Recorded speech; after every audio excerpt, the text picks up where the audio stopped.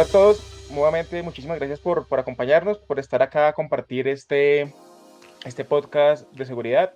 En el podcast pasado quedaron temas abiertos y dudas muy grandes acerca de las reuniones que manejan los colegios a través de Meet y cómo pueden grabar las sesiones. Entonces nos comentaba Jair, nuevamente hoy está con nosotros, acerca de la protección de ley de datos personales, cómo funciona eso en el menor. Entonces, hola Johan, hola Jair, ¿cómo están? Hola, hola, ¿cómo Hola. estás? Bien, Jair, cuéntanos, ¿qué Bueno, nos tienes que decir acerca del tema de la ley de datos personales? ¿Cómo funciona esto en los menores en Colombia? primero un poco de contexto. En Colombia hay una ley de datos personales que fue emitida hace muy pocos años, en la cual los datos personales dejaron de ser parte o dejaron de ser entregados por una autorización implícita y pasó a ser una autorización explícita. Ya no sirve autorizaciones tal como usted sigue usando este sitio web y usted autoriza la grabación de su cara o de su información. No, ahora debe haber una autorización en donde me preguntan y yo tengo que autorizar y poder decir no si no quiero. Entonces, ¿qué es lo que pasa? En términos de los adultos, el tema de los datos personales es complejo. ¿Cómo voy a grabar su nombre completo, su dirección, su fecha de nacimiento, su edad, o datos como el sexo, su identidad sexual, sus preferencias, etcétera? Pero el caso de los niños son sujetos especiales de derecho por nuestra Constitución y la ley los contempla de esta forma. Entonces, en cuanto a los niños, los papás o sus acudientes deben autorizar expresamente que sus datos personales sean grabados. Y sus datos personales no son estos datos los que están en su tarjeta de identidad o cédula, es más, sus datos biométricos, sus datos como el RH, su cara, sus huellas digitales para verificar asistencia. Entonces, los colegios, las instituciones educativas, deben estar atentos a que deben tener una autorización explícita de los papás, sea por escrito, inclusive firmas electrónicas son válidas, puede ser un documento electrónico, pero deben tener esta autorización para poder proceder a hacer esto. Si los niños o si sus papás no quieren que sus niños sean grabados, no pueden ser grabados en ninguna forma.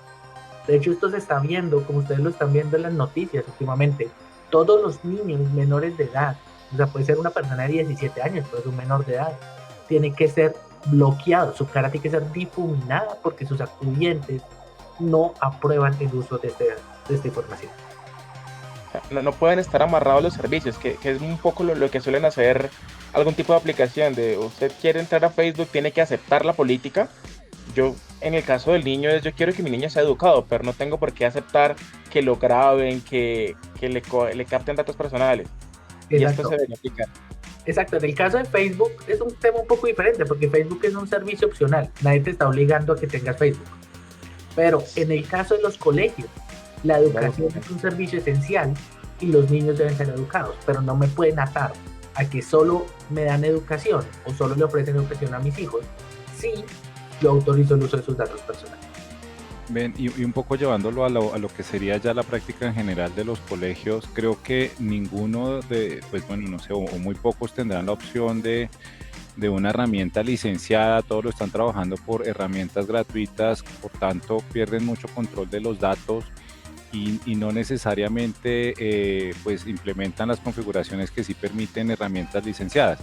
Ahí la pregunta es si ellos empiezan sencillamente con el hecho de permitir el ingreso a la herramienta, llámese Google Meet o Zoom, desde allí ya deberían pedirme una autorización de tratamiento de los datos del niño solo por el hecho de ingresar o ya cuando voy a grabar. Puede ser ambas.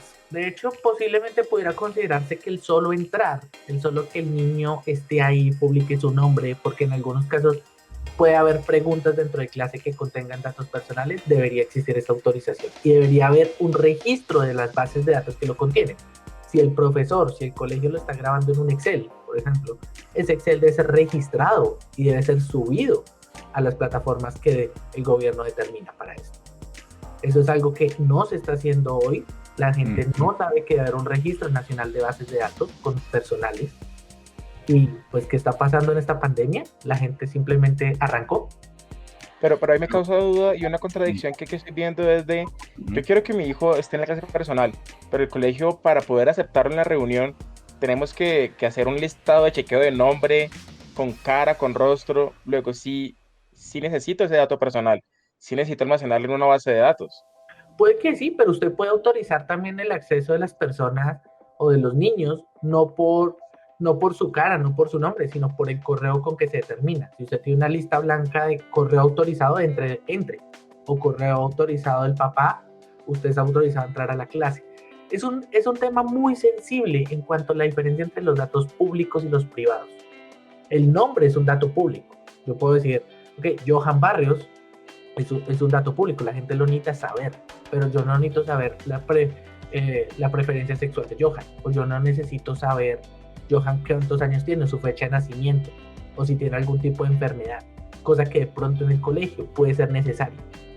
Entiendo que algunos colegios al inicio, en su periodo de matrícula escolar, tienen una autorización para manejar datos personales, pero ¿cómo fue redactada esta autorización? Esto contiene también llamadas virtuales, contiene contactos digitales por el medio de estas plataformas, posiblemente no.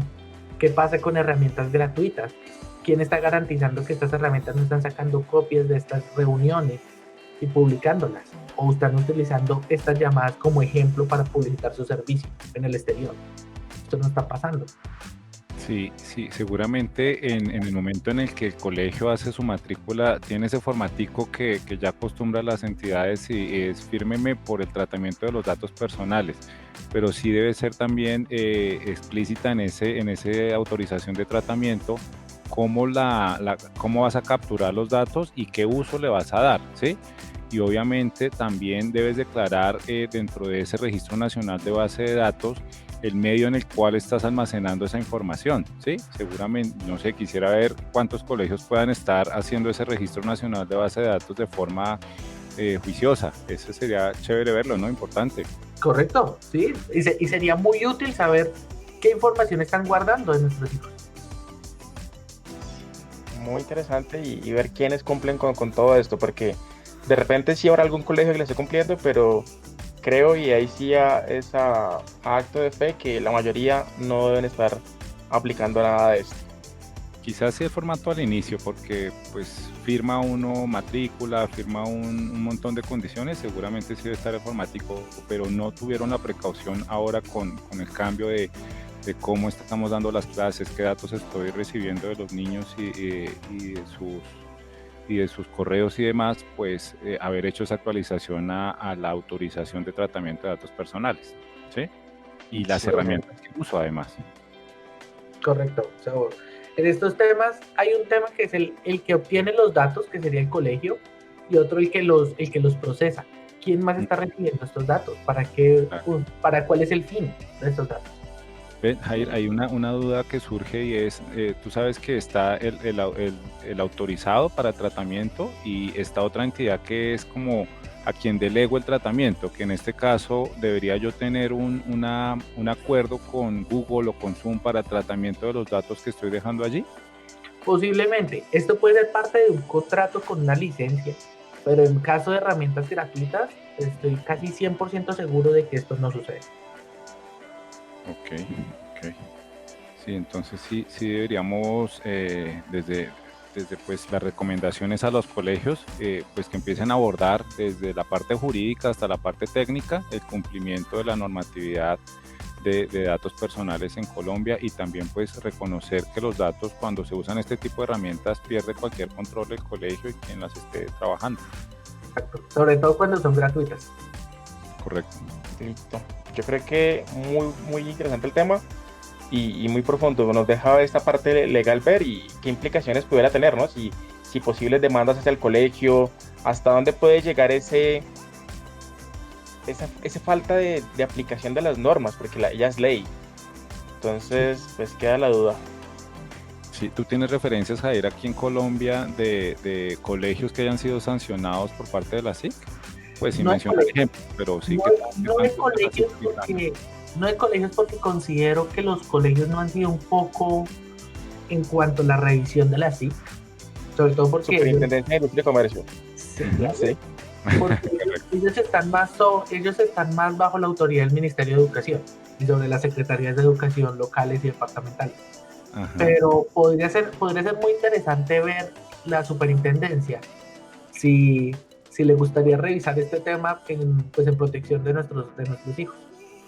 Ok, sí, sería importante que empiecen a tener foco con estos cambios ya que nos ha originado la pandemia, que también hagan un chequeo, cómo están cumpliendo las entidades, las instituciones adscritas al Ministerio de Educación, pues con esta normatividad que al final la Superintendencia de Industria y Comercio es la que regula independiente del sector, ¿verdad?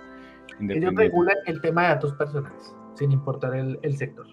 Bueno, ahí queda un llamado abierto a que alguien de la superintendencia o alguno de nuestros oyentes nos diga algo del tema y pues esperar, o para los papás que queden preocupados acerca de los datos de sus hijos. Yo creo que eso es todo por hoy. ¿Algo para finalizar, Johan? No, igual, como el podcast pasado, necesitamos profundizar con los colegios, con los directivos, para que empiecen a darle importancia a estos temas que les ha originado. Pues yo creo que actuaron bastante rápido en poder hacer unas clases virtuales, pero no necesariamente con los controles que debieron haber analizado desde el inicio. Jair, ¿algo para finalizar en este podcast? Que no solo en el colegio, pero la gente debe entender los diferentes tipos de datos, o sea, qué es un dato público, un semiprivado, un privado insensible, como lo determina la ley, y qué protecciones se les debe aplicar tanto para niños y adultos. Y pues, dejar de estar pensando que uno tiene que entregar sus datos para todo, sino que uno puede decidir conocer, rectificar, actualizar y hasta eliminar los datos en las bases de datos. Muy bien. Claro, y la tecnología que va detrás de esto, ¿no? La confidencialidad, integridad, disponibilidad, todos los parámetros que deben haber para los datos.